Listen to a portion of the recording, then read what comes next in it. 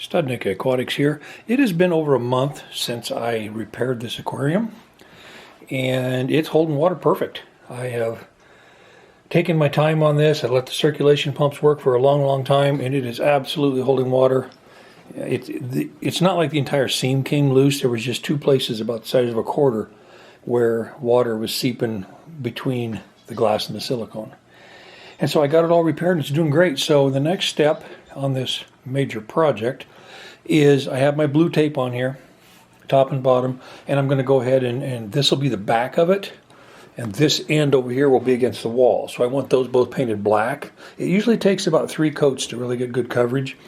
And do acrylic latex when you do this. It works very, very well. And if you ever need to remove it, it's really simple. You take a razor blade, it just comes off in big sheets. So it's no big deal, but it is going to look better.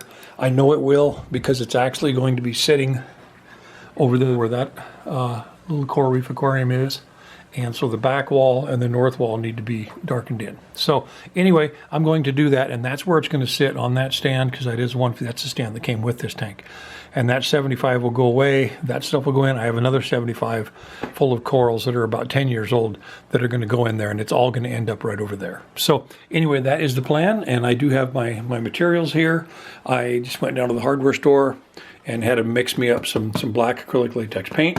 Got my brush, some shop towels, and so I'm going to put the first coat on, and this project is moving forward. I do have the coat of paint on there now. It looks really, really good.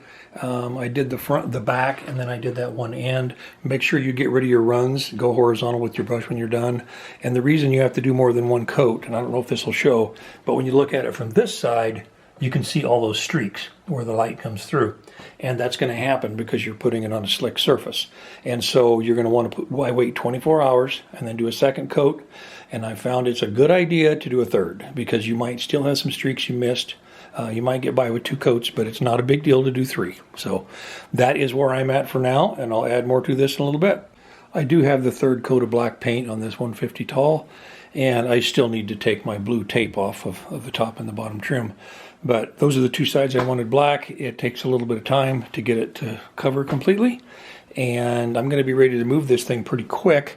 And part of the plan is, of course, I'm combining a 75-gallon coral tank in my basement with a 75-gallon coral tank in my living room into that 150 tall, and it's going to sit here.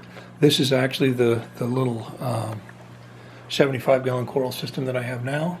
Everything is doing really, really well, mainly soft corals, and I don't have much for fish in there right now. I have 2 engineered gobies is all, but the corals are doing really, really well.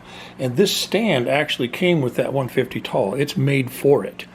When the 150 started to leak, I took it off, and there's a center cross piece in there naturally that comes with the factory stand, and I just put a support underneath it. So anyway, this board will come off, that'll come off.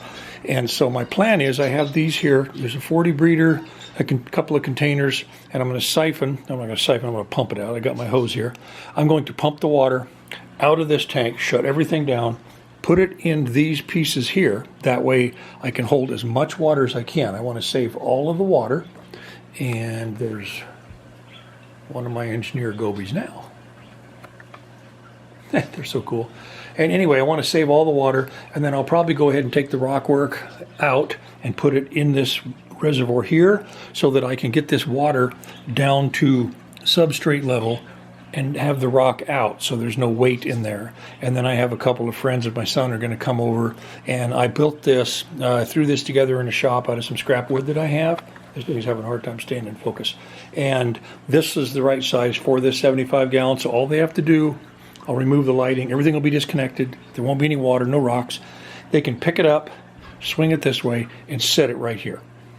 That way they don't have to carry it very far. And what that'll allow me to do is to get that off that stand so that I can move the stand away from the wall a little bit and get everything ready to move that 150 tall from the bedroom into here. And once I get it in here, then I will take everything out of this system here and the 75-gallon coral tank downstairs, which a friend of mine had it set up for 10 years. I mean, there's mushroom, or there's leather coral in there the size of a dinner plate. So it's going to be really impressive, and I'll put this little stuff here in it too.